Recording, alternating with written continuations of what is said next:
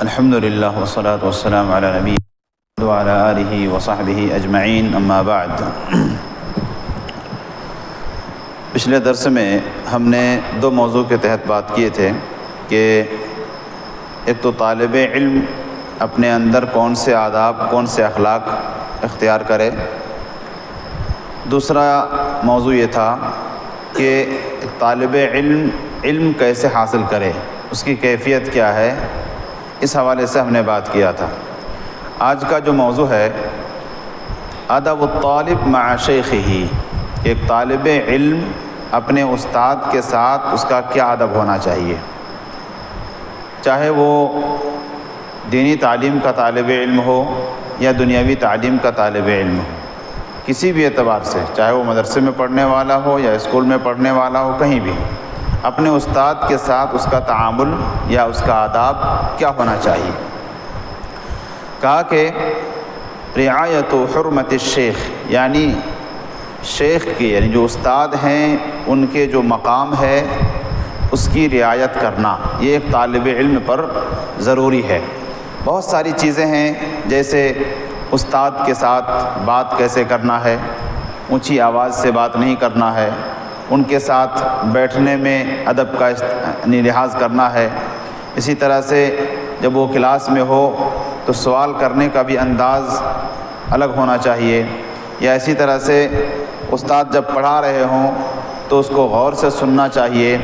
اسی طرح سے کتاب کے جو پنے پلٹتے ہیں نا، اس پہ بھی جو ہے نا استاد کا ادب ہونا چاہیے۔ امام مالک رحمہ اللہ کی مجلس میں کسی کی مجال نہیں ہوتی تھی کہ وہ زور سے پنا پلٹ لے، بالکل ایک بارعب اور بادشاہ کی طرح آ کر کلاس میں بیٹھتے اور کوئی چوں چرا نہیں کر سکتا تھا۔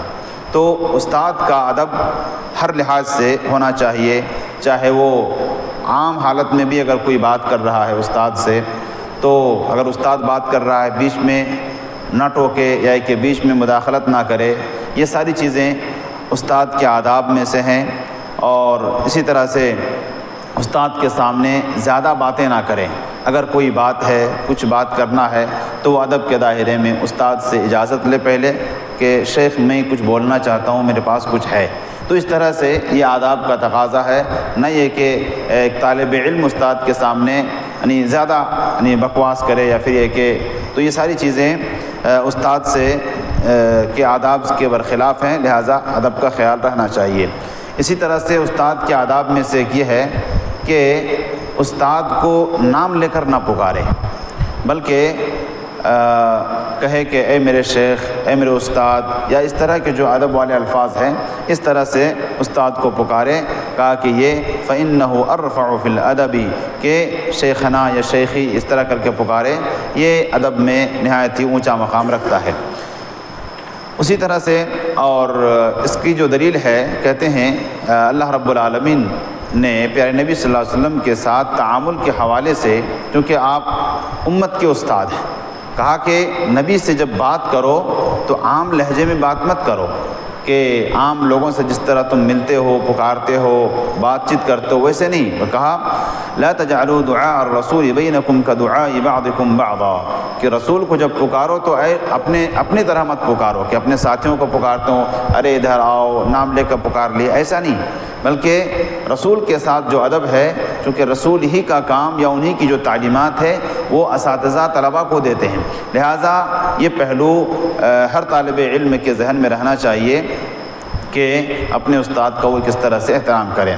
اسی طرح سے استاد کے آداب میں سے ایک یہ ہے، اور بلکہ بسا اوقات ایسا ہوتا ہے کہ استاد کو سے کوئی غلطی مثلا سرزد ہو جاتی ہے، کوئی یا تو ان سے کوئی غلط بات نکل جاتی ہے، غلط فتویٰ نکل جاتا ہے، یا کوئی مسئلہ انہوں نے صحیح سمجھ کر کے ہی دیا، لیکن چونکہ بعد میں آپ اچھے عالم بنے تو آپ کو لگا کہ فلاں استاد نے مسئلہ غلط کہا تھا، تو ایسا نہیں کہ آپ یعنی ان کی اس غلطی کو کیا کریں، ہائی لائٹ کرتے رہیں، یا کہ پڑھتے دوران ہی آپ کو پتہ چلا کہ استاد سے مثلا کوئی غلطی ہوئی تو ایسا نہیں کہ ان کی غلطیوں کو ہائی لائٹ کریں، بلکہ ان کی ایک غلطی کو اگر آپ چاہیں تو کسی اور کے ذریعے سے یا کسی طرح سے ان تک پہنچائیں کہ آپ نے یہ غلط کہا ہے، ادب کے دائرے میں۔ اور ایسا نہ ہو کہ کسی استاد کی ایک غلطی سے آپ اس طرح متنفر ہو جائیں، چونکہ ان کے پاس اور بھی خیر ہیں، وہ بھی انسان ہے، غلطی ہو سکتی ہے کسی سے بھی، تو کہا کہ فلا یسقطہ ذلک من عینک، کہ استاد کی ایک غلطی کہیں ایسا نہ ہو کہ اس کے فإنہ سبب لحرمانک من علمہ، اگر آپ ان کو ایک غلطی کی وجہ سے نظروں سے گرا دیتے ہیں کہ یہ ان سے علم نہیں لینا چاہیے، تو ان کے پاس جو مزید علم ہے اس سے آپ محروم ہو جائیں گے۔ تو اس لیے علماء سے بدظن کرنے کا ایک طریقہ لوگوں کا یہ بھی ہے کہ علماء کی غلطیاں نکالتے ہیں اور نکال کر لوگوں کے سامنے بیان کرتے ہیں۔ کیا ہوگا اس سے؟ ایک غلطی اس سے ہوئی اور اس کو عوام میں پھیلایا گیا تو ان کے اندر جو اور خیر تھا اور علم تھا اس سے لوگ بدظن ہو جاتے ہیں۔ تو ایک طالب علم کو بھی چاہیے کہ اپنے استاد کی کسی ایک آدھ غلطی سے کیا کرے، متنفر نہ ہو، بلکہ یہ ہے کہ ان سے جو مزید خیر ہے اس کو حاصل کرنے کی کوشش کرے۔ استاد کی جہاں احترام کی بات ہوتی ہے، وہ اپنے دائرے پہ رہ کر کے ہر طالب علم پر ضروری ہے کہ وہ استاد کا احترام کرے۔ یہاں پر ایک تنبیہ ہے، کہا کہ استاد کے احترام میں غلو نہیں ہونا چاہیے، کہ استاد ہیں تو بہت سارے لوگ کیا کرتے ہیں، استاد ہیں تو مقام اتنا بڑھا دیتے ہیں کہ کوئی ان کے ہاتھ کو چومنے لگتا ہے، کوئی پیر کو چھونے لگتا ہے، کوئی ان کے بدن کو جا کے چومنے لگتا ہے، تو یہ ساری چیزیں غلو کے درجے تک پہنچ جاتی ہے۔ لہٰذا احترام اپنی جگہ ہے، لیکن احترام یہ نہیں ہے کہ ان کو چوما جائے یا ان سے برکت حاصل کی جائے یا ان کے ہاتھ کو چھو کر اپنے بدن میں مل لیا جائے، جیسا کہ بعض مکتب فکر کے لوگ جو ہے نا ایسا کرتے ہیں، یہ جائز نہیں ہے۔ اسی طرح سے کہا ایک ادب ہے طالب علم کا استاد کے ساتھ، ایک ادب یہ ہے کہ کہا رأس مالک ایھا الطالب من شیخک، کہا کہ اے طالب علم تمہاری مکمل پونجی تمہارا استاد ہے، تمہارا پورا سرمایہ جو ہے نا وہ تمہارا استاد ہے۔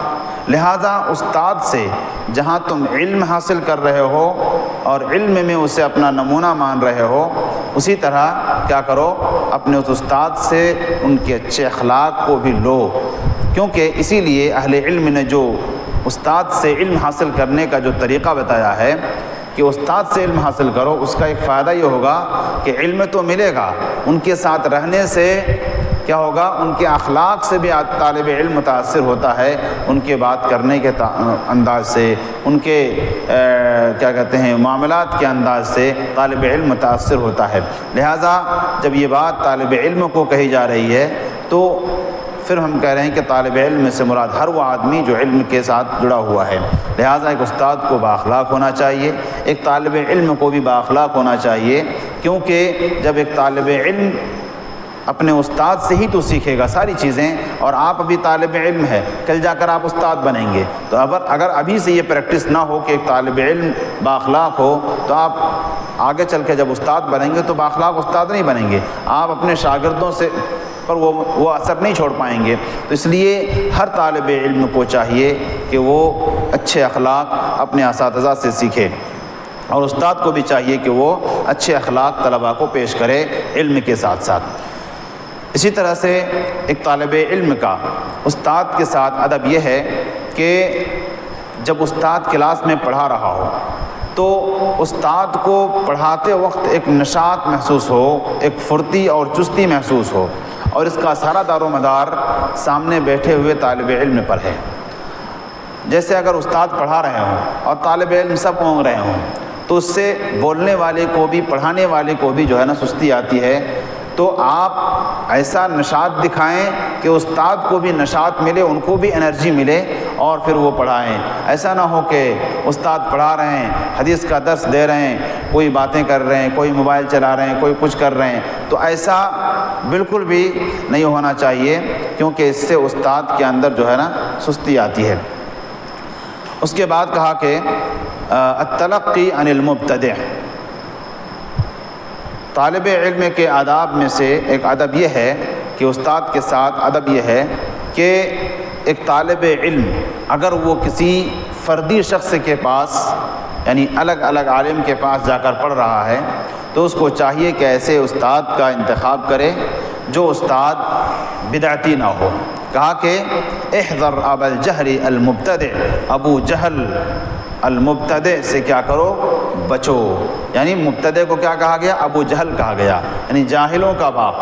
تو ایسے لوگوں سے تم بچو، کیونکہ ظاہر ہے ایک بدعتی شخص سے کوئی جا کر تعلیم حاصل کرے گا، وہ اپنے زہر آپ تک سرایت کرے گا، پھر آپ اس زہر کو آگے پھیلائیں گے۔ اس لیے یہیں پر ہمیں یعنی احتیاط کرنا ہے کہ ہم کس استاد سے تعلیم حاصل کر رہے ہیں۔ امام ذہبی رحمہ اللہ کہتے ہیں اذا رأيت المتكلم المبتدع يقول دعنا من الكتاب والاحاديث وهات العقل فاعلم انه ابو جہل۔ امام ذہبی کہتے ہیں کہ جب تم کسی بدعتی اور متکلم یعنی اہل کلام والوں سے کو دیکھو کہ وہ کہہ رہا ہے ارے کتاب و سنت چھوڑو نا، یہ عقلی دلائل لاؤ، عقلی دلائل لاؤ، عقلی باتیں کرو، عقل والی باتیں، تو سمجھ جاؤ کہ یہ ابو جہل ہے، سمجھ جاؤ کہ یہ ابو جہل ہے۔ اور کہا کہ اسی کے آگے کہا کہ ایسے آدمی سے جب پالا پڑے کہ جو کہہ رہا ہے کہ عقلی باتیں لاؤ، ذوق اور صوفیت کے جو طریقے ہیں یہ سب چیزیں لاؤ، قرآن حدیث چھوڑ دو، ابھی رکھو، ہے نا، یہ پرانی ہو گئی ہے۔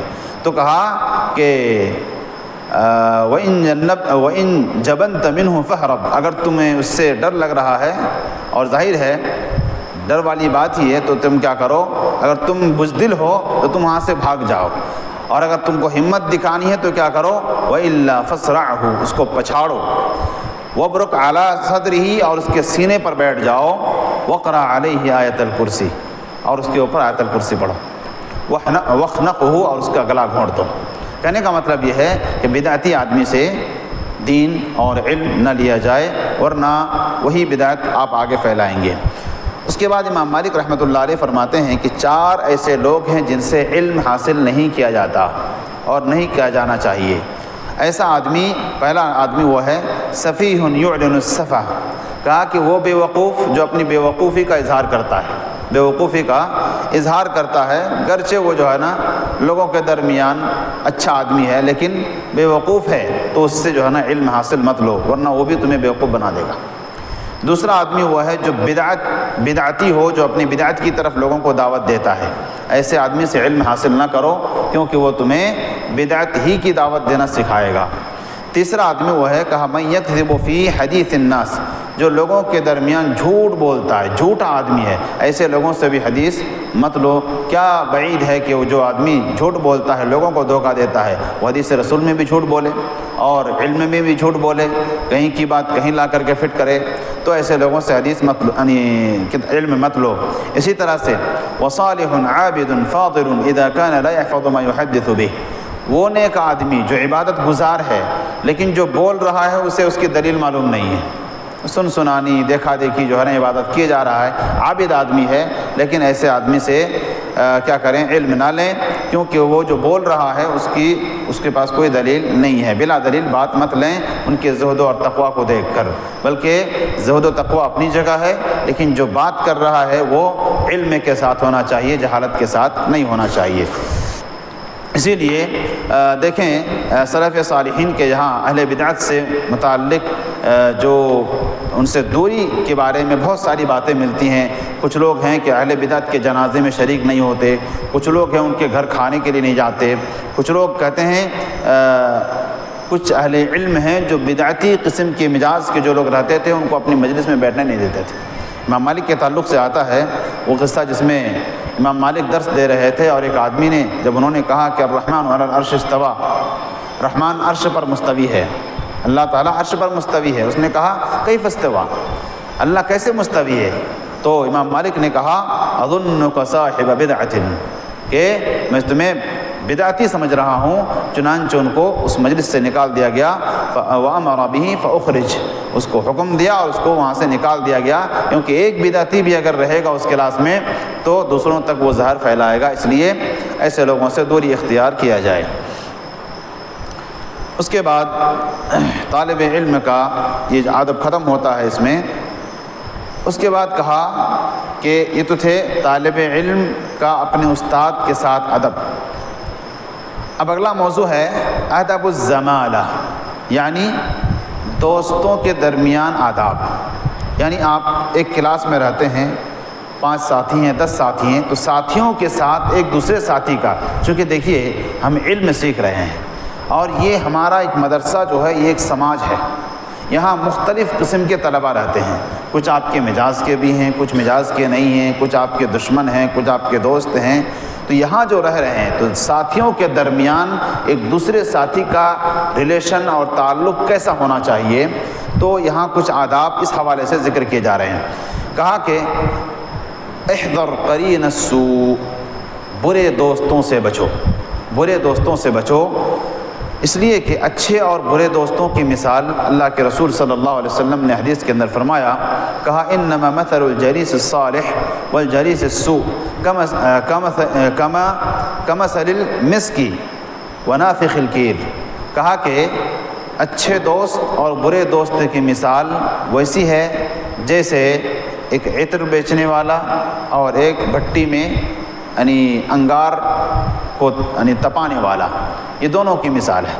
خوشبو والے کے ساتھ رہیں گے تو کہیں نہ کہیں اس سے آپ کو فائدہ ہی ملے گا، اگر آپ اس سے خریدتے نہیں ہیں تو کم سے کم وہ جو رکھا ہے عطر، اس سے جو ہے نا، یا پھر وہ جو لگاتا ہے عطر، اس کی خوشبو آپ کو ملے گی کم سے کم، یا پھر وہ آپ کو ہدیہ میں دے دے گا، یا کہ کم سے کم اس سے جو ہے نا خرید لیں گے آپ، تب بھی آپ کو خوشبو ہی ہے، خوشبو ہے۔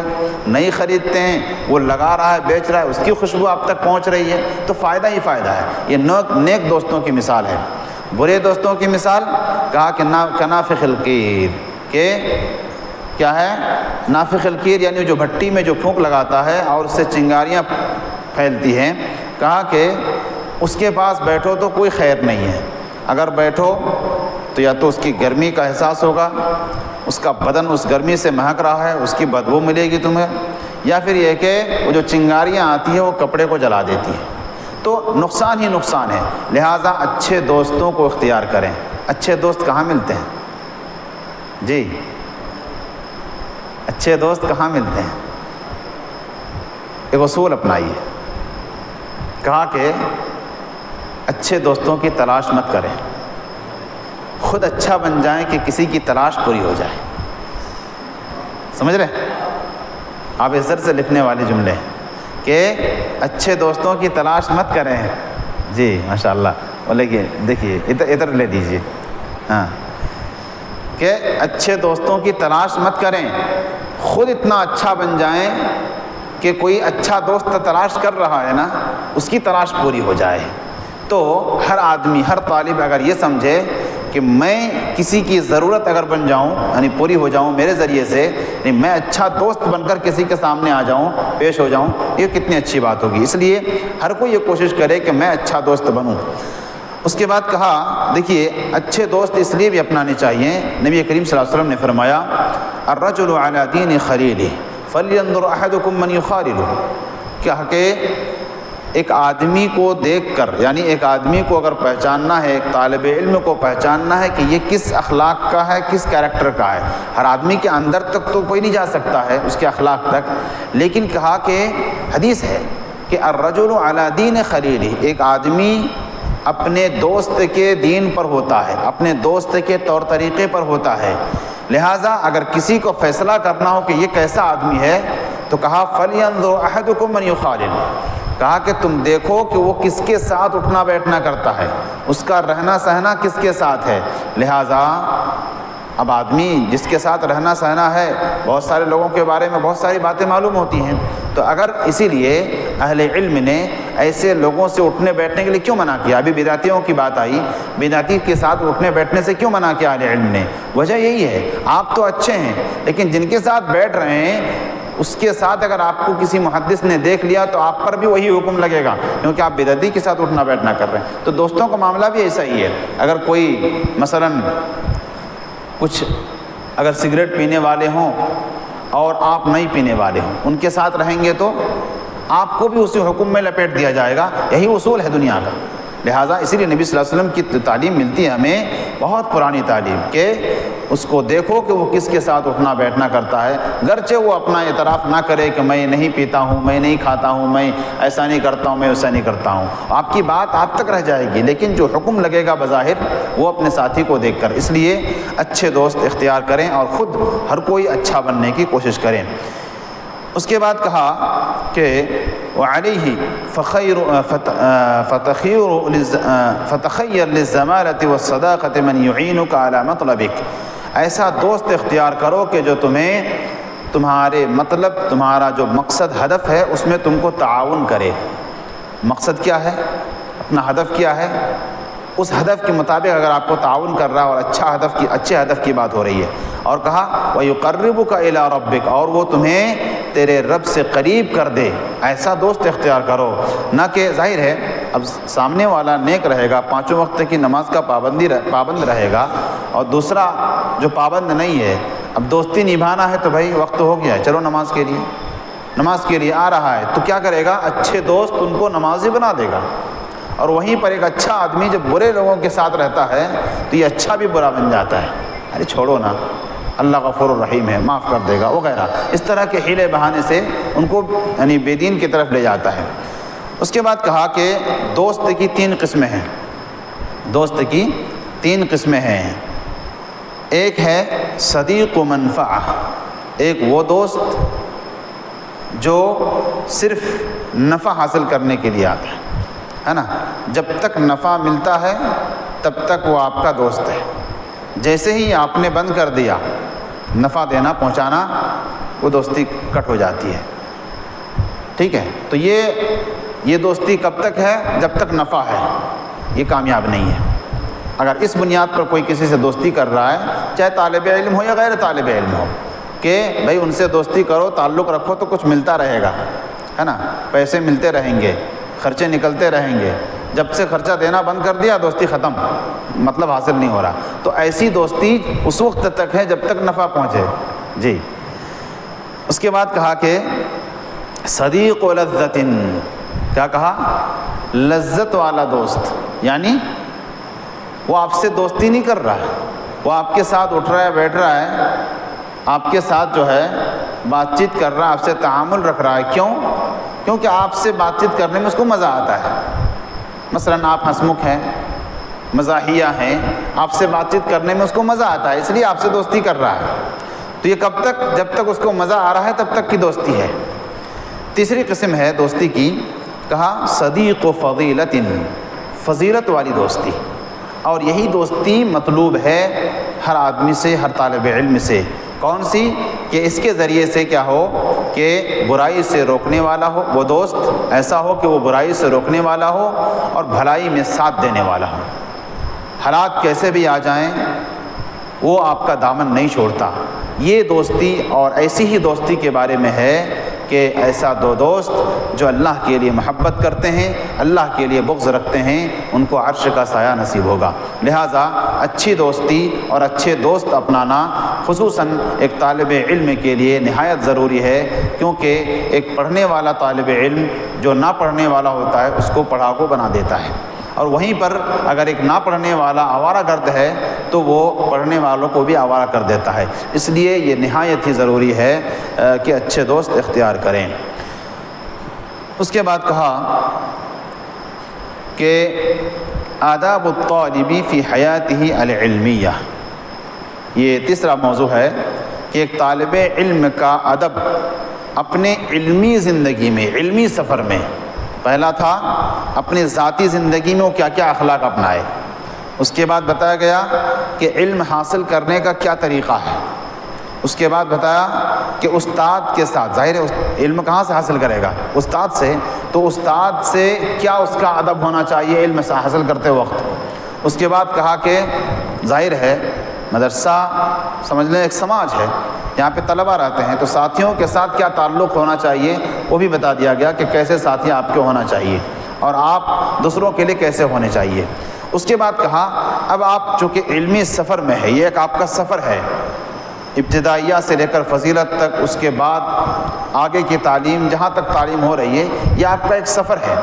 اب ظاہر ہے سفر میں، اب جب سفر ہے تو سفر تو مشقت والی چیز ہوتی ہے نا، سفر میں مشقت ہوتی ہے، تو یہ علم کا جو سفر ہے اس میں بھی بہت ساری مصیبتیں آئیں گی، بہت ساری مشقتیں آئیں گی، کبھی اندرونی مصیبت ہے، کبھی ذاتی پریشانی ہے، کبھی لوگوں کی طرف سے آنے والی پریشانیاں، یہ ساری پریشانیاں آئیں گی، تو اس کو ہم کیسے ڈیل کریں، اور یہاں ہمارے بحیثیت ایک طالب علم ہمیں کیا آداب کو ملحوظ رکھنا چاہیے۔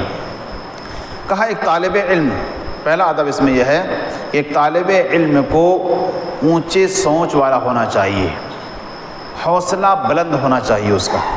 تو حوصلہ بلند رہنا ایک طالب علم کی شایان شان اور ایک طالب علم کی خصوصیت ہونی چاہیے۔ ظاہر ہے ایک طالب علم اگر سوچے یا حوصلہ رکھے کہ مجھے کیا کرنا ہے، پڑھ لکھ کر کے ہم کو ایک ایسے عہدے پر فائز ہونا ہے جو مطلب اس علاقے میں کوئی ایسا عالم نہیں ہے، اتنا بڑا ہم کو عالم بننا ہے، کیا کرے گا وہ؟ یہ ہمت ہی اور یہ حوصلہ ہی، یہ امید ہی اسے محنت کرائے گی۔ ظاہر ہے محنت کریں گے تبھی اتنا بڑا عالم بن سکتے ہیں، ورنہ نہیں بن سکتے ہیں۔ تو علو ہمت یہ طالب علم کے زندگی میں لازم اور ملزوم رہنا چاہیے، اسی سے وہ بڑا بن سکتا ہے، ورنہ بڑا نہیں بن سکتا۔ اور اس جب ایک طالب علم بڑا بننے کا خواب رکھتا ہے، سپنا رکھتا ہے، تو اس میں بہت ساری رکاوٹیں آتی ہیں۔ ظاہر ہے ہر بڑا آدمی جو بڑا بنا ہے، چاہے وہ مال کے میدان میں ہو یا علم کے باب میں ہو یا کسی بھی معاملے میں بڑا بنتا ہے، تو اس کے ساتھ بڑی بڑی آزمائشیں ہوتی ہیں۔ انبیاء کرام جو اتنے بڑے عہدے پر فائز رہے تو ایسے ہی فائز رہے۔ کہا کہ انبیاء کرام سب سے زیادہ پریشانی کو جھیلنے والے لوگ ہیں، اسی لیے اللہ نے ان کا سب سے بڑا مقام رکھا ہے۔ تو ہم بھی اگر بڑا مقام چاہتے ہیں تو بہت ساری پریشانیاں آئیں گی۔ پریشانیوں میں جیسے آپ اونچے حوصلے کے ساتھ پڑھ رہے ہیں تو کبھی کبھی جو ہے آپ کے ساتھیوں میں سے کچھ آپ سے جلیں گے، آپ سے حسد کریں گے، کیا پڑھ رہے ہو، کتنا پڑھ رہے ہو، چلو دوسرا کام کر لیتے ہیں۔ وہ چاہتے ہیں کہ آپ کو علم کے راستے سے جو ہے، یا پھر طالب علموں میں ایک چیز ہوتی ہے کہ ایک دوسرے کو چڑھاتے ہیں، اگر آپ ان کی باتوں میں آ گئے تو یاد رکھیے آپ آگے نہیں بڑھ سکتے ہیں۔ ان تمام یہ سارے چیلنجز ہیں جن سے آپ کو لڑنا ہے، فیس کرنا ہے۔ کبھی کبھی یہ تو اپنوں کی بات ہوئی کہ ایک طالب علم دوسرے کو چڑھاتا ہے، کتنا پڑھو گے، اور یا اس طرح سے اتنا پڑھ لکھ کر کیا کرو گے وغیرہ، اس طرح کی باتیں۔ تو کبھی کبھی بہت سارے طلبہ بہکاؤ میں آ جاتے ہیں۔ کبھی کبھی یہ بات باہر سے بھی آ سکتی ہے۔ کیسے؟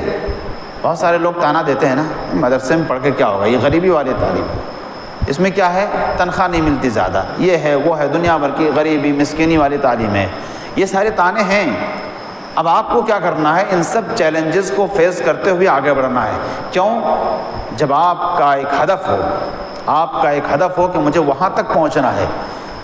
آپ ٹرین میں سفر کر رہے ہیں، ایک ٹرین مثلاً سیونی سے دلی جا رہی ہو، آپ اس میں بیٹھے ہیں، آپ اس کے سواری ہیں، آپ کا ہدف کیا ہے کہ ہم کو فلاں منزل تک پہنچنا ہے۔ ابھی آپ جیسے ٹرین کھلتی ہے، دونوں طرف آپ دیکھیں گے، کہیں تو جھرنے دکھیں گے آپ کو، کہیں ہریالیاں دکھیں گی، کہیں پارک دکھے گا، کہیں کچھ، بہت سارے مناظر آپ کے سامنے سے آئیں گے۔ اگر ہر ایک کو آپ اترتے ہوئے دیکھنے لگ جائیں کہ نہیں اس کو بھی دیکھ لوں ذرا اتر کے، ہے نا، اس کو بھی ذرا دیکھ لوں اتر کے، آپ منزل تک نہیں پہنچ سکتے۔ تو اچھی چیزیں بھی آئیں گی اور کچھ خراب چیزیں بھی آئیں گی آپ کے سامنے اس سفر میں، لہٰذا ہر ایک کو لبھانے والی چیزیں آئیں گی۔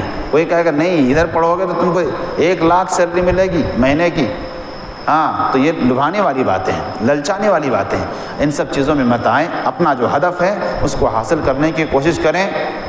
تو کیا ہے، اگر یہ غریبی کی تعلیم ہوتی یا غریبی کا راستہ ہوتا تو آج ہم امام بخاری کا نام لے کر فخر کیوں کر رہے ہیں؟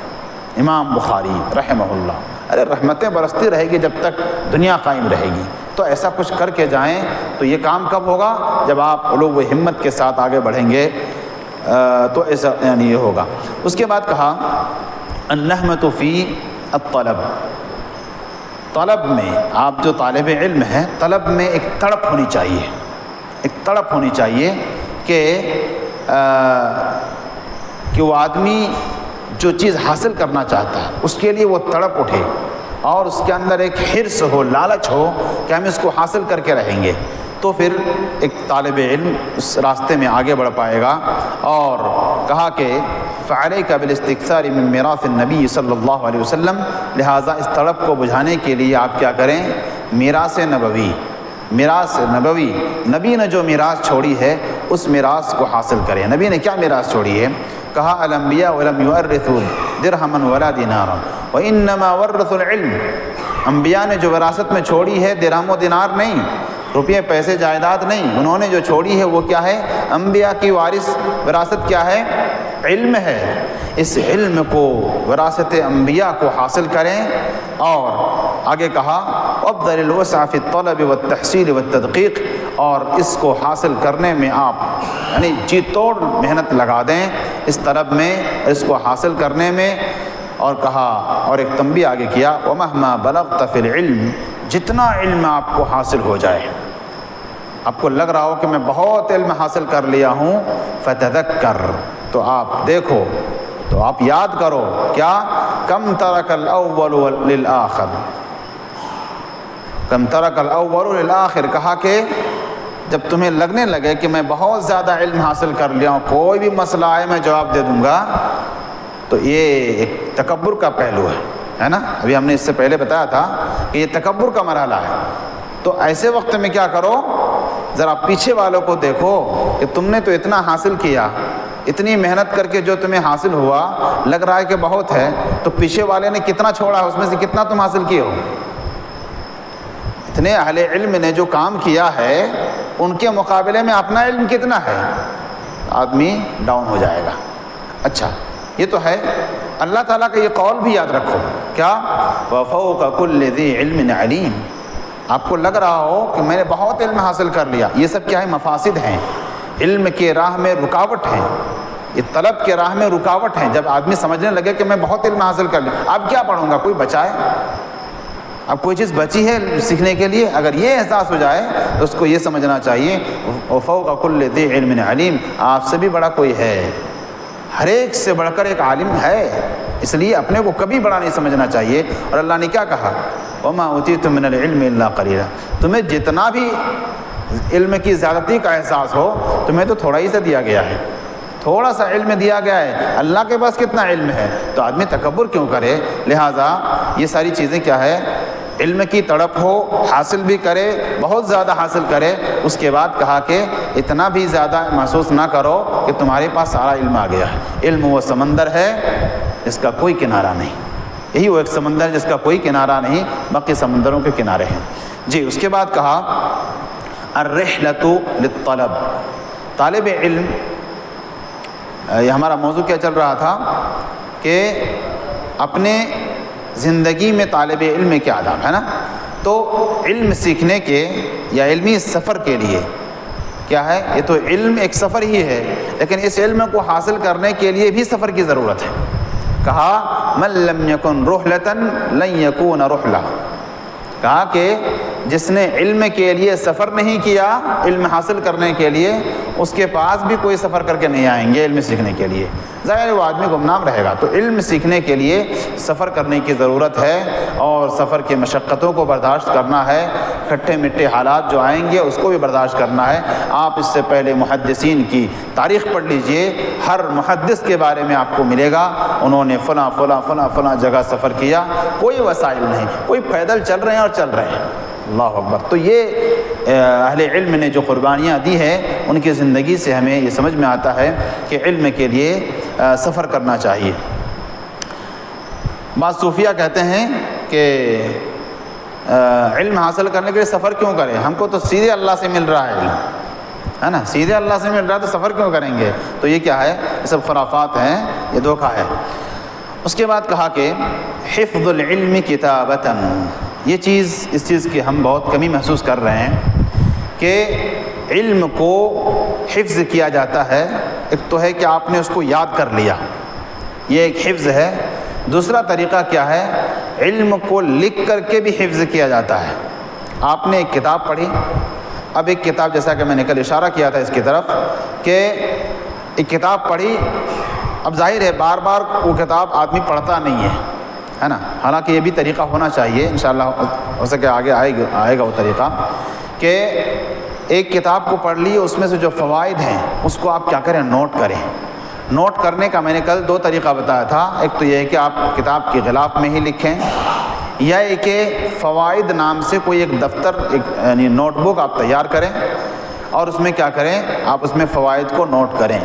یہ کیا ہے؟ کہا کہ ابذل الجهد في حفظ العلم حفظ كتابة لأن تقييد العلم بالكتابة امان من الضياع، کیونکہ آپ جو چیز لکھ لیں گے وہ ضائع نہیں ہوگی۔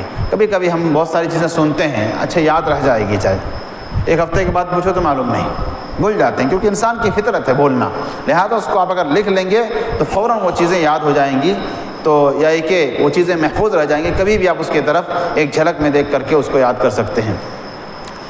تو کہا کہ یا تو آپ لکھیں اس کو کیسے، وَإِنِ اسْتَعْمَلْتَ غِلَافَ الْكِتَابِ لِتَقِيدِ مَا فِيهِ مِنْ ذَلِكَ، کہا کہ یہ غلاف کتاب، وہی بات کر رہا ہے اس میں، غلاف کتاب میں آپ کیا کریں، نوٹ کریں اور اس میں کیا کریں، مقیداً رأس المسألة واسم الكتاب ورقم الصفحة والمجلد، کہا کہ اس میں آپ کیا کریں، فوائد کو بھی لکھیں، رقم الصفحہ لکھ لیں، ہے نا، اور مسئلہ کیا ہے اس کو بھی لکھ لیں، تو اس طرح سے مراجعہ میں آسانی ہوگی۔ یا ہے کہ آپ فوائد نامی دفتر رکھیں، اس میں لکھ لیں۔ دیکھیے اس کا بسا اوقات اگر آپ نے محنت سے لکھا ہوگا، اللہ تعالیٰ اس کا فائدہ پہنچاتا ہے۔ اس کے کئی نموذج یہاں پر دیے ہوئے ہیں، جیسے ایک کتاب ہے بدائع الفوائد ابن القیم رحمہ اللہ کی، یہ کتاب پتہ ہے کیسی ہے؟ یہ کتاب ایسی ہے، وہ پڑھ رہے تھے، پڑھتے پڑھتے تفسیر انہوں نے کچھ فوائد نوٹ کیے تھے، اتنا عمدہ لگا لوگوں کو بعد میں کہ وہ کتاب چھپ گئی بدائع الفوائد کے نام سے، ان کے نوٹ کی ہوئی چیزیں۔ تو آپ نوٹ کریں، اس کے بعد اگر وقت ملے آپ کو تو اس کو پھر بعد میں مرتب کریں، کیسے؟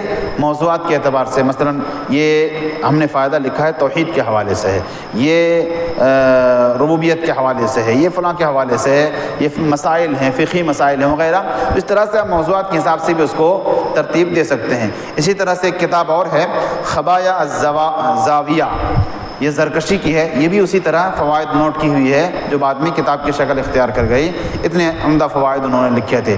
اسی طرح سے کتاب الاغفال ہے، اسی طرح سے بقایا الخبایا وغیرہ، یہ سب کتابیں یہ نوٹ کی ہوئی کتابیں ہیں، نوٹ لکھی ہوئی کتابیں ہیں، لہٰذا اس پر بھی ہم طالب علم کو دھیان دینا چاہیے۔ کہا کہ اور لکھنے کی عادت بنائیں، فوائد لکھنے کی ایک کاپی آپ کی خاص ہو اس کے لیے، کہیں درس سن رہے ہیں، کوئی اچھی بات سن رہے ہیں، آج کی کلاس میں، آج کے درس میں استاد پڑھا کر گئے تو کوئی اچھا فائدہ لگا آپ کو، اس کو فوراً نکلے، تو اس سے آپ کے یہاں 2-4 سال میں دیکھیں گے آپ کی کاپی بھر گئی اور فوائد کا ایک ذخیرہ تیار ہو گیا۔ امام شافعی کہتے ہیں اذا سمعت شیئا فاکتبہ، جب میں کوئی چیز سنتا ہوں اس کو لکھ لیتا ہوں، ولو فی الحائط، اگر کاپی نہیں ہوتی تو دیوار میں لکھ لیتا ہوں فوراً۔ تو یہ لکھنے کا اہتمام سلف کے یہاں پایا جاتا ہے۔ اس کے بعد کہا حفظ الرعایہ، کہا کہ یہ طالب علم کے علمی زندگی چل رہی ہے کہ علمی زندگی میں، علمی سفر میں کیسا ہو ایک طالب علم۔ کہا کہ حفظ کریں، مسائل کو حفظ کریں، حفظ رعایہ۔ ایک تو ہو گیا حفظ، یعنی ذہن میں حفظ کرنا ہے، یاد کرنا۔ دوسرا طریقہ کیا بتایا ابھی؟ لکھ کر کے اس کو حفظ کر لینا، محفوظ کر لینا۔ ایک ہے حفظ الرعایہ۔ حفظ الرعایہ کا مطلب ہوا کہ عمل کے ساتھ علم کو یاد کریں۔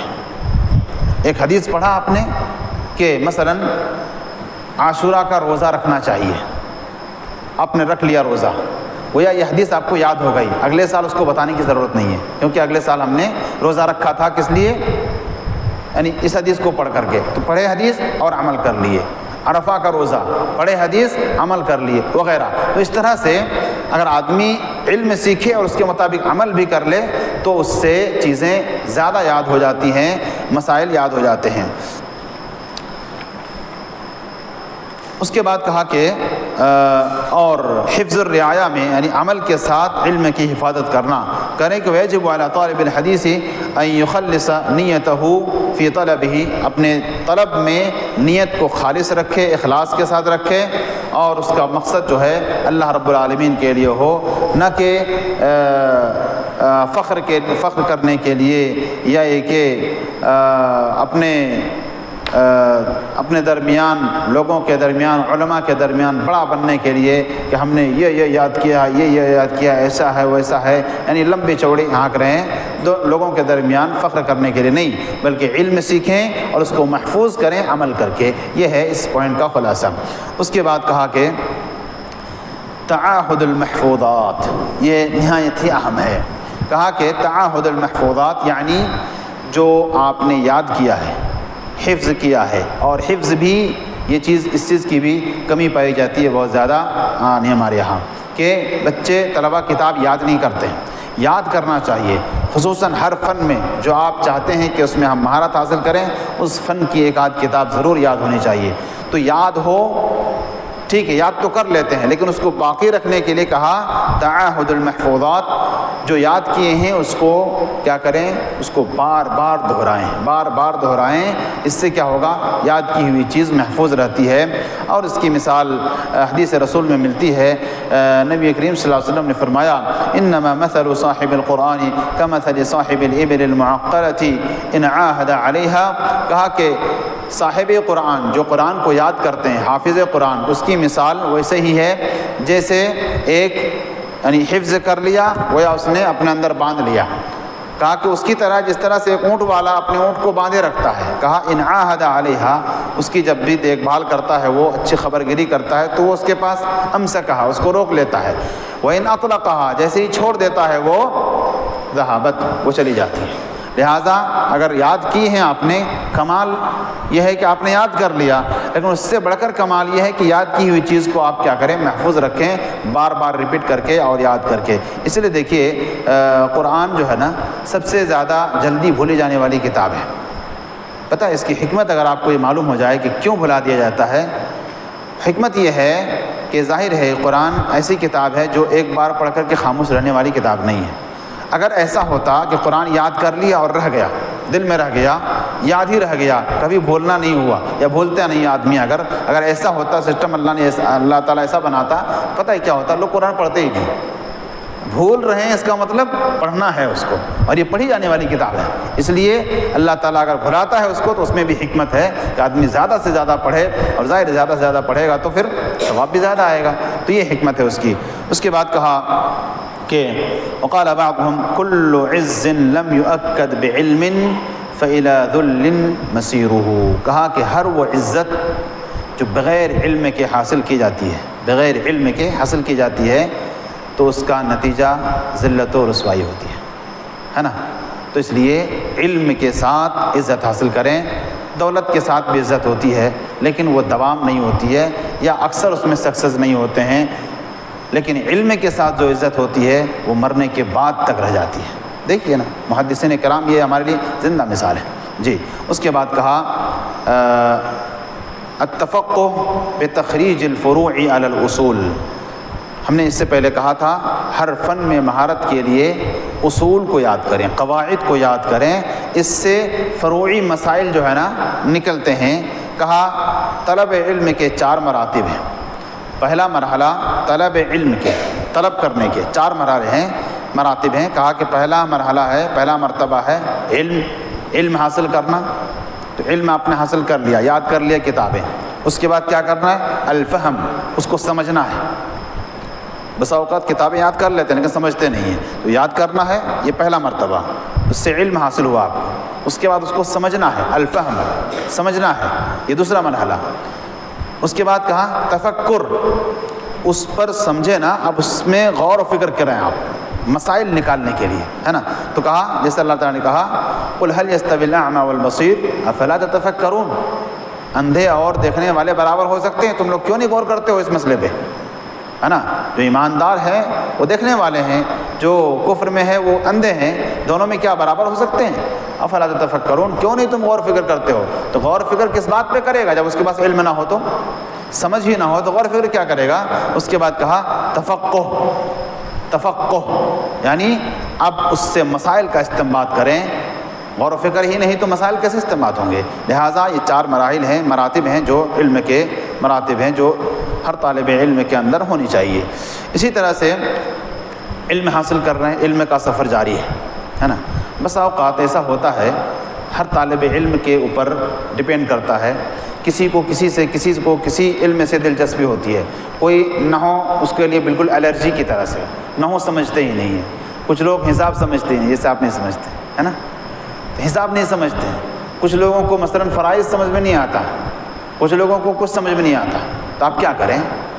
کہا کہ اللجوء الی اللہ، یہ اگلا پوائنٹ ہے، اللجوء الی اللہ فی الطلب والتحصیل، طلب اور تحصیل میں، علم حاصل کرنے میں آتم نربھر نہ ہو آپ، یعنی خود ڈیپینڈنٹ نہ ہو اپنے اوپر، بلکہ آپ کیا کریں، جو سمجھ میں نہیں آتا ہے کوشش کریں سمجھنے کی، اساتذہ سے ملیں، لیکن ساتھ ہی ساتھ اللہ سے اپنا ربط قائم کریں۔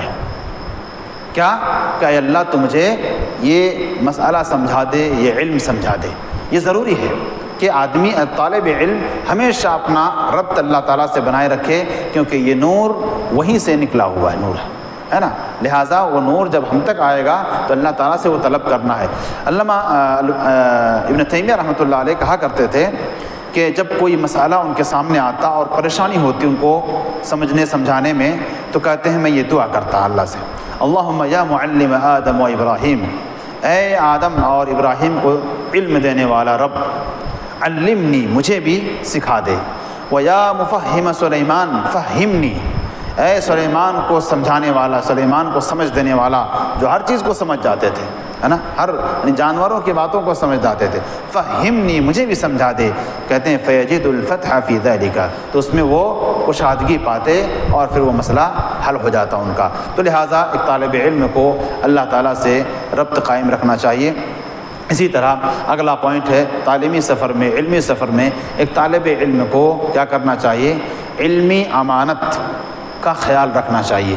علمی امانت طلب کرنے میں، حاصل کرنے میں، عمل کرنے میں، لوگوں تک پہنچانے میں اور اسی طرح سے ادا کرنے میں، یہ ساری چیزوں میں علمی امانت کا خیال رہنا چاہیے۔ مثلا علمی امانت کا مطلب یہ ہے، آپ نے کسی بڑے عالم کا قول پڑھا، آپ اس کو کہہ رہے ہیں کہ آپ اس کو بیان کر رہے ہیں لیکن ان کا نام نہیں لے رہے ہیں، گویا ایسا لگ رہا ہے کہ آپ ہی اتنی قیمتی بات بتا رہے ہیں، ہے نا۔ جب ایسا ہونے لگے نا تو آدمی کے دل میں فخر آتا ہے، طالب علم بڑا سمجھنے لگتا ہے۔ لہٰذا اگر کسی کا متقدمین کے قول میں بڑی حکمتیں ہوتی ہے، ایسی حکمت بھری باتیں آپ کر رہے ہیں تو سامنے والا سمجھے گا کیا، ماشاءاللہ یہ تو اتنا بڑا ہو گیا، ہے نا، اب تو سارے مسائل انہیں سے حل کرنے چاہیے، اپنے آگے پیچھے علامہ اور کیا کیا لکھنے لگا۔ تو کیا کریں ایسے صورت میں، آدمی کو علمی امانت کا خیال رہنا چاہیے۔ اگر کوئی کسی کا قول نقل کر رہے ہیں تو ان کی طرف منسوب کریں، اپنی طرف نہیں۔ کسی کا مضمون آپ اگر کسی کو فارورڈ کر رہے ہیں، آج کے زمانے میں فارورڈ کر رہے ہیں آپ، تو اس میں لکھنے والے کا نام لکھا ہوتا ہے۔ بہت سارے لوگ کیا کرتے ہیں، اس کو ہٹا کر کے اپنا نام لکھ دیتے ہیں، میں نے لکھا یہ مضمون جو ہے۔ یا ایسے بھی لوگ پائے گئے کہ بھائی کسی نے جان جی لگا کر رات دن جاگ کر اس نے کوئی کتاب لکھی اور بیچارے سے غریب تھا، کسی نے وہ کتاب چرا لیا اور اپنا نام لکھ کر کے کتاب شائع کر دیا۔ تو یہ سب علمی امانت میں خیانت ہے، لہٰذا ایسا نہیں ہونا چاہیے۔ اور ایک بات کا احساس رکھیں کہ ایک طالب علم کو ابھی سے ہی یہ پریکٹس رہنی چاہیے کہ جب بھی آپ بات بولیں، لوگوں کے درمیان کوئی بات رکھیں، چاہے خطبے کے ذریعے سے یا فتوے کی شکل میں یا کچھ بھی، تو یہ احساس اپنے اندر ہونا چاہیے کہ آپ امانت پہنچا رہے ہیں۔ وہ امانت جو اللہ اور اس کے رسول نے ہمیں اور آپ کو سونپی ہے، یہ بہت بڑی امانت اور بہت بڑی ذمہ داری ہمارے اوپر آئی ہوئی ہے کہ ہم نے علم سیکھا ہے، یہ اس کو ہلکے میں نہ لیں۔ علامہ ابن قیم رحمۃ اللہ علیہ کہتے ہیں کہ کوئی جو فتویٰ دیتا ہے نا، فتویٰ دینا گویا کہ اللہ رب العالمین کے یعنی شریعت پر دستخط کر رہے ہیں آپ، ابھی تو رسول اور نبی اور رسول نہیں ہے کہ وہ صحیح اور غلط کا فیصلہ کر دیں گے، ابھی فیصلہ ہم کو کرنا ہے، تو کیسے کریں گے بغیر علم کے؟ نہیں۔ اس لیے علمی امانت ہے کہ گویا آپ سائن کر رہے ہیں اللہ کے اس یعنی رجسٹر میں جس میں مسائل ہیں، اس کو آپ حلال کہہ رہے ہیں کہ ہاں یہ حلال ہے، یہ حرام ہے، تو گویا توقیع عن رب العالمین، یہ تعبیر کرتے ہیں ابن قیم رحمۃ اللہ علیہ۔ تو لہٰذا یہ احساس ہر طالب علم کے اندر ہونا چاہیے۔ اسی طرح سے اگلا پوائنٹ ہے، کہا الصدق، ایک طالب علم کو خصوصاً اور عام آدمی کو عموماً سچائی ملحوظ خاطر رہنی چاہیے کہ وہ سچ بولے، سچ ساری چیزوں میں سچائی دکھائے، ہر چیز میں اپنا جو مقصد ہے جو حاصل کرنا چاہتا ہے اس میں بھی سچائی دکھائے۔ مقصد کیا ہے؟ بڑا عالم بننا، سو رہا ہے ادھر، سچا نہیں ہے اپنے مقصد میں، وہ جھوٹا ہے اپنے مقصد میں، دعویٰ کچھ کر رہا ہے کر کچھ رہا ہے، لوگوں سے بات کر رہا ہے جھوٹی بات کر رہا ہے۔ تو نہ تو بات چیت میں جھوٹ ہو، نہ اپنے اہداف میں جھوٹ ہو، اور نہ ہی یعنی کسی بھی چیز میں اخلاقیات لوگوں کے سامنے جب جاتا ہے بڑا پارسا بن کر کے جو ہے نا اپنے آپ کو پیش کرتا ہے، اور اپنے درمیان جب رہتا ہے تو اس کی ساری حقیقت کھل جاتی ہے. تو یہ بھی جھوٹا ہے، چاہے وہ طالب علم ہو یا طالب علم نہ ہو، یہ جھوٹا ہے، کیونکہ جھوٹے اخلاق ہم پیش کر رہے ہیں. بھائی اتنا ہی ظاہر کرے جتنا اپنے اندر ہے. بڑے بڑے ہانک رہے ہیں، بڑا اپنا بڑا ثابت کر رہے ہیں، وہ جھوٹا ہے اگر اس کے اندر وہ صلاحیت نہیں ہے تو. یا کچھ مسائل کو یاد کر لیا کسی سے اور اس کو دیے جا رہا ہے بڑے بڑے مجلسوں میں، تو ایسے یعنی لوگ کیا ہیں، ایسے طالب علم اگر ہیں تو یہ جھوٹے ہیں. لہٰذا جھوٹ نہیں ہونا چاہیے. دیکھیے اس میں جھوٹ کی کئی قسمیں بتایا گیا ہے. کہا کذب المتملق، چاپلوس بننا. چاپلوسی کیا ہے؟ جھوٹی جھوٹ کی ایک شکل ہے چاپلوسی کرنا، یعنی اس کے سامنے بھی اچھا بن رہے ہیں، اس کے سامنے بھی اچھا بن رہے ہیں، خود کیسا ہے اس کو خود کو معلوم ہے. لہٰذا یہ چاپلوسی بھی ایک جھوٹ کی ایک قسم ہے. اسی طرح سے منافقت والی جھوٹ ہے نا، کہ بول رہا ہے جو دل میں نہیں ہے، وہ تو بول رہا ہے بڑی بڑی باتیں، ایسا کرتا ہوں ایسا کرتا ہوں، تہجد پڑھتا ہوں، یہ کرتا ہوں وہ کرتا ہوں، کچھ نہیں ہے اندر، ہے نا. تو یہ بھی کیا ہے، جھوٹ کی ایک شکل ہے، منافقت والی جھوٹ. لہٰذا اس سے بچنا چاہیے.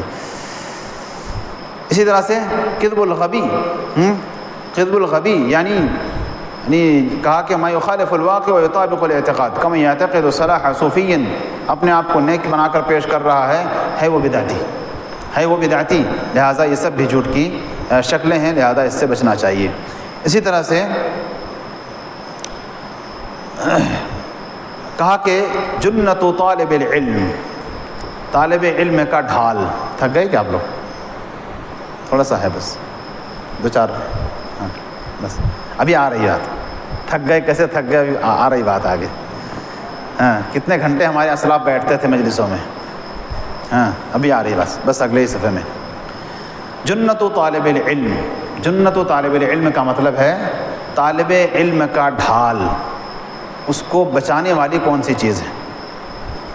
کس چیز سے؟ لوگوں کے طعن و تشنیع سے، لوگوں کے اعتراضات سے وغیرہ سے. کہا علم کے 4 مراتب ہیں، 3 مراتب ہیں.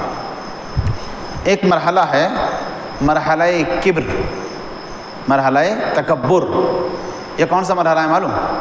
جس میں اکثر لوگ جی رہے ہیں. جتنا کم علم ہوتا ہے اتنا زیادہ اچھلتے ہیں، اتنا بڑا بننے کی کوشش کرتے ہیں، ہے نا.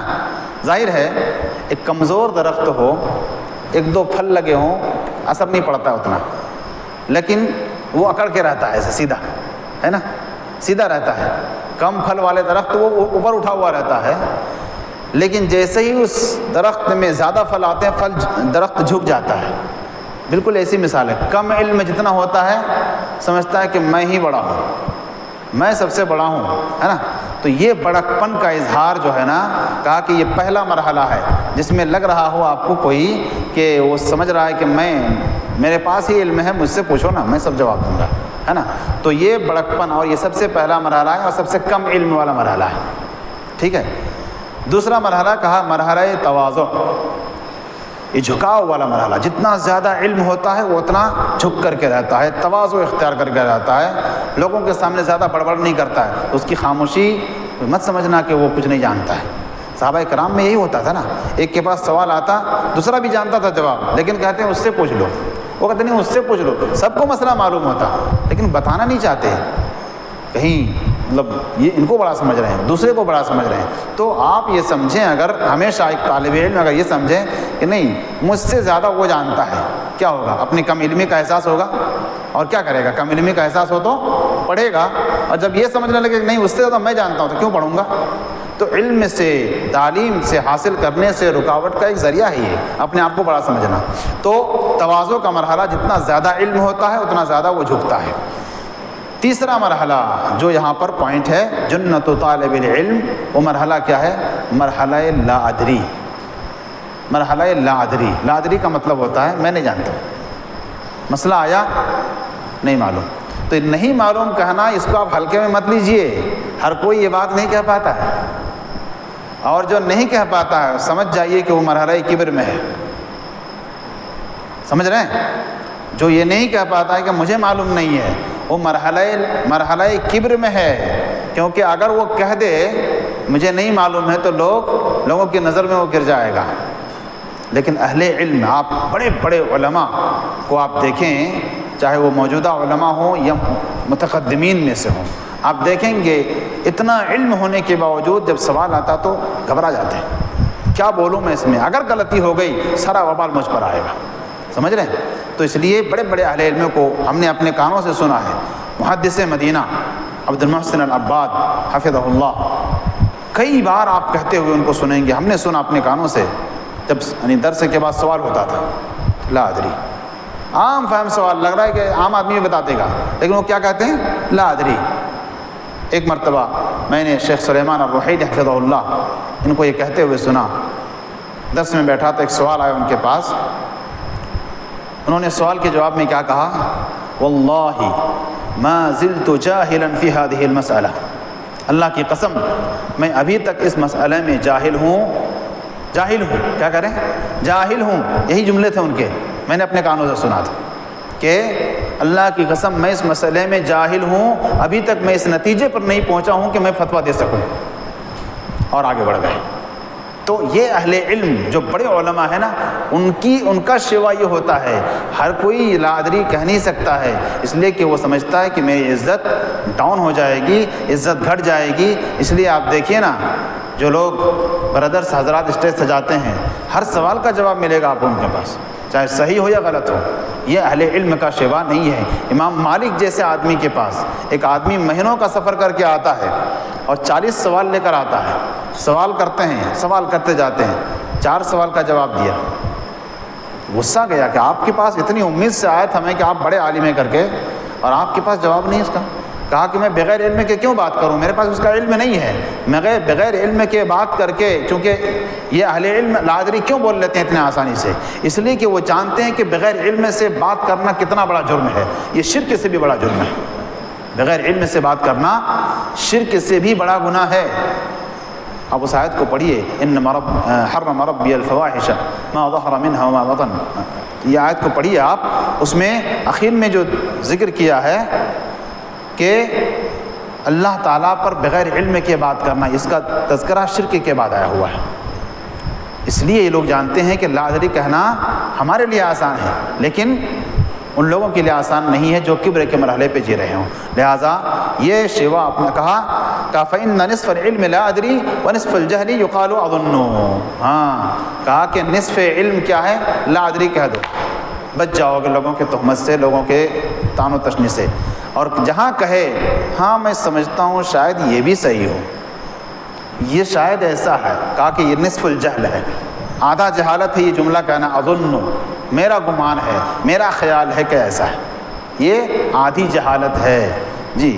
تو اس لیے اس سے بچنا چاہیے۔ اس کے بعد کہا المحافظۃ علی رأس مالکہ، اپنی مکمل پونجی پر آپ حفاظت کیجیے، آپ کی جو پورا سرمایہ ہے نا، آپ کی دولت جو ہے آپ کا وقت ہے، اس وقت کی حفاظت کیجیے۔ کہا کہ یہ المحافظۃ علی رأس مالکہ، یعنی جو مول پونجی ہے آپ کے پاس وہ کیا ہے؟ آپ کا وقت ہے، لہٰذا اس وقت کی کو قدر کریں اور سنیتے سے شروع کرتے ہیں۔ تو یہ جو بات ہے نا، یہ شیطان کا بہت بڑا حیلہ ہے، بہت بڑا چور دروازہ ہے طالب علم کو علم سے دور رکھنے میں۔ لہٰذا یہ نہ ہو، بلکہ وقت غنیمت جانے، وقت کو غنیمت جانے، اور جس وقت آپ کو سمجھ میں آتا ہے کہ پڑھنا چاہیے اسی وقت سے پڑھنا شروع کریں۔ نیند کہتی ہے بہت جاگ چکا ہے، کچھ سو بھی جا، کامرانی کا اصرار ہے آرام نہ کر۔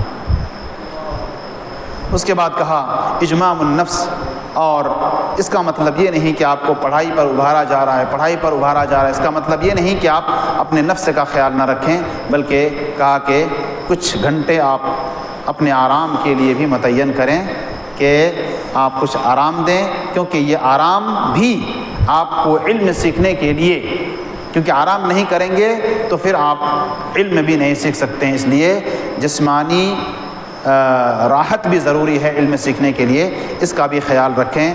اس کے بعد کہا قراءۃ التصحیح والضبط، کہا کہ پڑھنا، ضبط اور تصحیح کے لیے پڑھنا، ظاہر ہے اس کے لیے آپ کو استاد کی ضرورت پڑے گی، آپ استاد کے ساتھ پڑھیں۔ کیسے پڑھیں؟ حافظ ابن حجر کو جانتے ہیں آپ لوگ، حافظ ابن حجر عسقلانی رحمہ اللہ، سنیے ان کے بارے میں، آپ لوگ تھک گئے ہوں گے، ابھی 1 گھنٹہ ہوا ہے، تھک گئے۔ کہتے ہیں قرأ صحیح البخاری فی 10 مجالس، کہا کہ انہوں نے صحیح بخاری پڑھی پوری 10 مجلسوں میں، 10 مجلسوں میں انہوں نے صحیح بخاری پڑھی. کل مجلس 10 ساعات، ہر مجلس 10 گھنٹے کی ہوتی تھی. پڑھ رہے ہیں 10 گھنٹہ. ہے ہمت؟ نہیں ہے، ہم میں بھی نہیں ہے، آپ میں بھی نہیں ہے. تو ہم کم ہمتی کے شکار ہو گئے. لہٰذا یہ سارے واقعات جب پڑھیں گے ان کی سوانح حیات میں تو ہمیں حوصلہ ملتا ہے. اس لیے سوانح حیات کو پڑھیں علماء کرام کے، محدثین کے. اچھا، یہ تو صحیح بخاری کی حالت تھی. 10 مجلسوں میں پڑھے، 10 گھنٹے کی ایک مجلس ہوا کرتی تھی. اس کے بعد کہا وصحیح مسلم فی 4 مجالس، صحیح مسلم انہوں نے پڑھی 4 مجلسوں میں. 4 مجلسوں میں صحیح مسلم پوری پڑھ ڈالے. فی نحو یومین وشیء من بکرۃ النہار الی الظہر، تقریباً 2.5 دن میں، 2 دن اور آدھا، اتنے میں انہوں نے صحیح مسلم پڑھ کے ختم کر ڈالے. وانتہى ذلك فی یوم عرفہ، اور عرفہ کے دن انہوں نے اس کو ختم کیا. وکان یوم الجمعۃ، اس کے بعد کہا وقرأ سنن ابن ماجہ، سنن ابن ماجہ پڑھے فی 4 مجالس، 4 مجلسوں میں. 4 مجلسوں میں ابن ماجہ پڑھے، سال بھر میں ختم نہیں ہو رہی یہاں. ومعجم الطبرانی الصغیر فی مجلس واحد، معجم طبرانی ایک ہی مجلس میں ختم کیے. بین صلاتي الظہر والعصر، ظہر اور عصر کے بیچ میں معجم طبرانی پڑھ کے ختم کر ڈالے. یہ علو ہمت کی دلیل ہوتی ہے. ایسے ہی اتنے بڑے محدث نہیں بنے، تو اس لیے ضروری ہے. اور کہا اس کے بعد ان کے استاد الفیروز آبادی کہتے ہیں قرأ فی دمشق صحیح مسلم علی شیخہ ابن جہبل قراءۃ ضبط فی 3 ایام، بالکل تصحیح کے ساتھ. جہاں غلطی ہوتی تھی اس غلطی کی نشاندہی کرتے ہوئے انہوں نے کہا 3 دن میں انہوں نے صحیح مسلم پڑھ کے ختم کر ڈالے. کہا کہ اس کے بعد یعنی بڑے عجائب ہیں اہل علم کے، عجوبے کارنامے ہیں. ایک کتاب کو کوئی 100 بار پڑھ رہا ہے، ایک کتاب کو. تو اس طرح کے سلف کے یہاں کارنامے ملتے ہیں. اس کے بعد اب یہ جو طریقہ آپ کا علمی سفر کا ہے، کہا گیا کہ مختصرات پڑھیں، چھوٹی کتاب سے شروع کریں، یہ طریقہ آپ کا رہے. اس کے بعد جب آپ اصول میں مضبوط ہو جائیں تو مثلا کوئی چاہتا ہے کہ ہم علم النحو پڑھیں، تو نحو کی جو کتاب یاد ہو گئی آپ کو، اس کو سمجھ لیے. اب اس کے بعد اسی فن کے تعلق سے بڑی کتابیں پڑھیں، بڑی سے بڑی کتابیں آپ آگے کے مرحلے میں آپ پڑھیں. ہر فن میں، فن عقیدہ ہو، فن تفسیر ہو، فن حدیث ہو، ہر فن میں اصول ہی پڑھیں. اس کے بعد جو ہے جرد المطولات کا نمبر آتا ہے، بڑی کتابیں پڑھیں. ابھی ڈائریکٹ آپ گئے اور سیدھے جا کے مجموع الفتاوی ابن تیمیہ اٹھا لیے، پڑھ رہے ہیں. کتنی ہے معلوم ہے؟ اٹھا نہیں سکتے، 37 جلدوں پر ہے. ایک جلد پڑھیں گے تھک جائیں گے، ختم، کہیں کہ نہیں. تو اس سے پہلے اصول کو پڑھیں آپ، اس کے بعد بڑی کتابوں کو چھوئیں یا بڑی کتابوں کو پڑھیں. یہ ہماری علم کی راہ میں بڑی رکاوٹ ہوتی ہے. اسی طرح سے علم کے راہ میں، چونکہ طلب علم کا ایک طریقہ سوال بھی ہے. کہا کہ اچھے انداز میں حسن السوال، اچھے سوالات کریں اساتذہ سے تاکہ اس کے جواب ملے، پھر اس کو آپ نوٹ کریں. سوالات کب پیدا ہوتے ہیں؟ جب آپ زیادہ مطالعہ کرتے ہیں. مطالعہ زیادہ کریں گے سوالات زیادہ آئیں گے، اس لیے مطالعہ زیادہ کیجیے. اسی طرح سے کہا کہ علم حاصل کرنے کے 6 مراحل ہیں، 6 مراتب ہیں. پہلا ہے اچھا سوال کرنا، حسن الانصات والاستماع، اچھے سے سننا، چپ رہ کر کے سننا. حسن الفہم، اچھے سے سمجھنا. حفظ کرنا، یاد کرنا. التعلیم، اس کو لوگوں تک پہنچانا. اور کہا کہ یہ جو تعلیم ہے، کہا وہی اور یہ جو علم کے 5 مرتبے ہوئے، وہی ثمرۃ السادسہ وہی ثمرۃ، یہ سب جو علم کے حاصل کرنے کے طریقے ہوئے یا علم کو رکھنے کے طریقے ہوئے. کہا ان تمام کا نتیجہ کیا ہے؟ کہا العمل بہ، اس پر عمل کرنا. یہ 6 مراتب ہیں جو ہر طالب علم کو یہ مراتب یاد رہنے چاہیے اور یاد کرنے چاہیے. اسی طرح سے کہا کہ علم حاصل کر لیا آپ نے، اب اس کو باقی رکھنا ہے. کہا کہ احیاء العلم مذاکرتہ، اس کو مذاکرہ کیجیے، آپس میں تذکرہ کیجیے. درس میں پڑھ رہے ہیں، اس کو ساتھی مل کر کے بیٹھ کر کے اس کا مذاکرہ ہے، دوبارہ اس کو پڑھیں، یاد کریں، اپنے سے پڑھیں، ساتھیوں کے ساتھ پڑھیں. یہ علم کو زندہ رکھنے کا کام کرے گا. اسی طرح سے طالب علم جو ہے یعیش بین الکتاب والسنت وعلومها کہ طالب علم کی زندگی یہ جو علمی سفر ہے کتاب و سنت کے بیچ میں رہنا چاہیے. دونوں جس طرح پرندے کے دو پر ہیں اسی طرح سے ان کا رویہ ہونا چاہیے, کسی سے کمی بیشی نہیں ہونی چاہیے بلکہ دونوں پر سلامت رہے تو پھر وہ پرندہ اڑتا ہے. اس لیے ایک طالب علم کو اس کا بھی خیال رکھنا چاہیے. اس کے بعد کہا آخری نقطہ ہے اور آخری پوائنٹ ہے آج کے درس کا, استکمال ادوات کل فن. کہا کہ ہر فن کے جو ادوات ہیں, جو سامان ہیں, وہ آپ ساتھ میں رکھیں, پھر اس فن میں آپ ماہر ہو سکتے ہیں. اور وہ سامان کیا ہے؟ جیسا کہ بتایا گیا تھا کہ وہ ادوات کیا ہیں؟ وہ اس فن کے اصول ہیں, وہ اس فن کے اصول ہیں. فقہ میں آپ مہارت حاصل کرنا چاہتے ہیں, اصول فقہ کو ساتھ رکھیے. حدیث میں مہارت حاصل کرنا چاہتے ہیں, اصول حدیث ساتھ میں رکھیے. تفسیر میں مہارت حاصل کرنا چاہتے ہیں, اصول تفسیر آپ ساتھ میں رکھیے.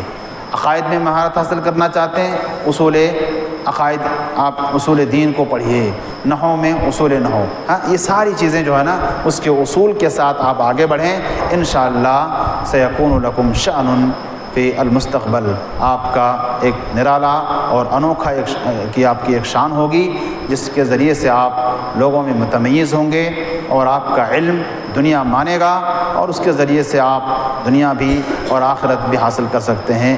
یہ چند آداب تھے جس کا ہم نے ذکر کیا. آج کے درس کے لیے اتنا ہی. انشاءاللہ پھر آگے بھی کچھ باتیں رہ گئی ہیں, انشاءاللہ کم ہے, اگلے درس میں اس کو مکمل کریں گے. اللہ رب العالمین سے دعا ہے کہ اللہ تعالیٰ ہمارے اس مجلس کو کامیاب بنائے اور جو ہم سیکھ رہے ہیں اس کے مطابق ہمیں اپنے علمی زندگی کو گزارنے کی توفیق عطا فرمائے. آمین. وآخر دعوانا الحمد للہ رب العالمین.